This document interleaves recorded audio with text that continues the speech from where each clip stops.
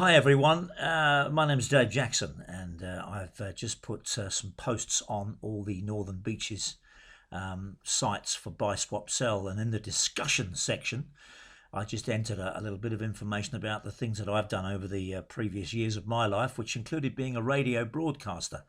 I certainly got a voice for radio, and I've certainly got a face for radio, as you can see. But the incredible reaction that I've received is quite amazing. I had a discussion with a good friend of mine, Kevin, who lives up in Newcastle, and we started on radio together in Mackay in North Queensland back in about 1978, so quite a few years ago. So Kevin and I have known each other for a long time.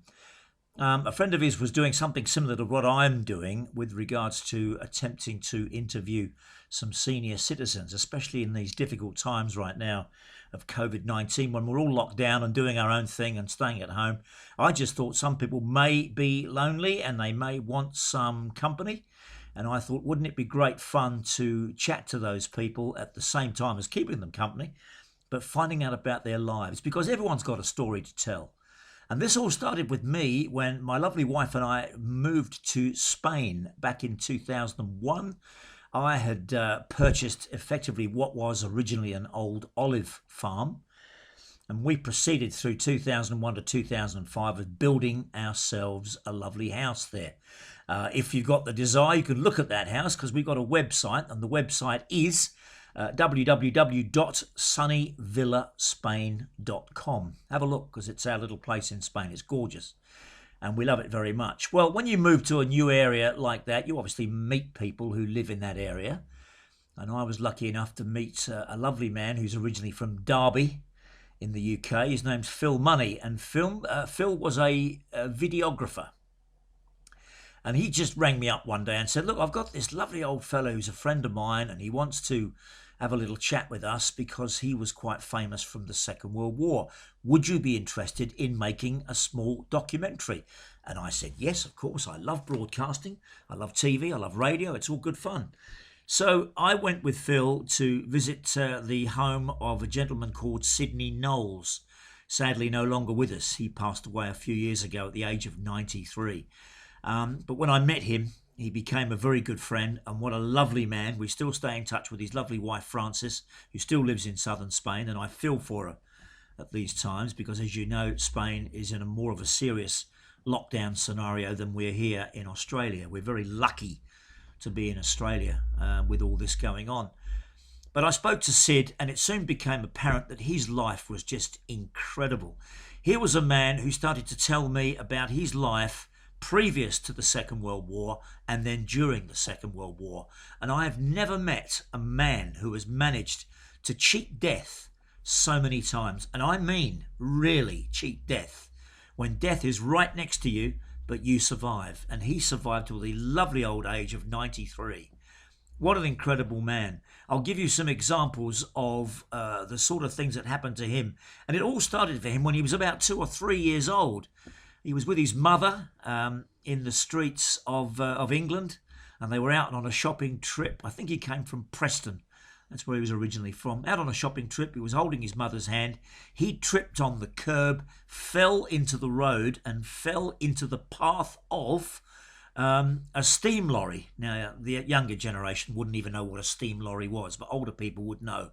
There was a vehicle called a Scamel, which I think only had one wheel at the front, but it had a steam engine in it. That's how it was powered. And he was underneath this truck. The front wheel just missed him. The truck stopped.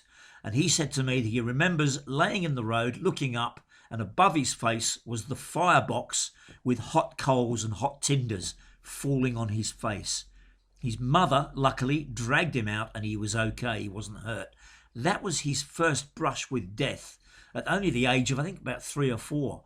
And the stories just went on and on and on. And every time that he was in a scenario with regards to his life, and then during the Second World War, from the outbreak of war in September 1939, every story that he had to tell was an incredible, and I mean an incredible phase of good luck. This was the luckiest man I've ever met. Now, that documentary is on a DVD, and sadly, when my wife and I moved to North Curl back in, 2017, 18, that DVD went missing. So I've spoken to Phil, who's back in the UK now, and another DVD is on its way out. So as soon as that DVD gets here, I will be uploading that story to YouTube, but it'll be in small segments. If you want to look on YouTube now, I do have a channel. It's called Dave Jackson. The actual interviews that I've got with another gentleman who was a tail gunner in a Lancaster bomber, who also has some phenomenal stories to tell about his life and his life in the Second World War. That's a guy called George Manuel, and he is the father to a good friend of ours, Jane, who in fact was one of the girls that used to be in the Hills Angels. If you remember the show, TV show Benny Hill. Well, at the end of that, there were some girls used to chase him around to that music. Well, Jane was one of those girls, and she's a great girl. She's a great character, good friend of ours, and we met her dad, and he was the gentleman that I've interviewed. And there's about 7, 8 or 9 interviews with George on YouTube, so have a look at those. Some other people who've contacted me through Facebook have now said that the stories that we've got to portray on these videos are so fascinating they're going to let their kids watch them, because it's stuff that you won't read about in books, and you won't. I am now going to embark on a journey of finding some more lovely people who live and work down here in Sydney, in Australia. And I intend to, if I can, with their permission, have a little chat to them at their home or over the phone, whichever the case may be, social distancing and all that sort of stuff.